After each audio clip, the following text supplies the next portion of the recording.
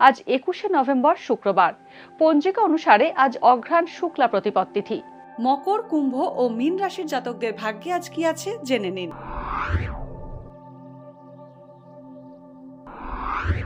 মকর রাশি, আজ কর্মপ্রার্থীরা নতুন চাকরি পেতে পারেন। জীবন সঙ্গীর সঙ্গে মতবিরোধ হতে পারে। অনিয়মিত খাওয়া দাওয়ায় শারীরিক সমস্যা বাড়তে পারে। কথাবার্তায় অসাবধানতায় জ্ঞাতি শত্রুতা বাড়বে। কর্মক্ষেত্রে হিসেব সংক্রান্ত গোলমাল হতে পারে, যার কারণে আপনি সমস্যায় পড়বেন। কুম্ভ রাশি, সঠিক পরিকল্পনার অভাবে খরচ বাড়বে কুম্ভ রাশির জাতকদের। নতুন বাড়ি কেনার সুযোগ পাবেন। কোনো শুভাকাঙ্ক্ষী ব্যক্তির দ্বারা সাংসারিক গোলযোগ মিটবে।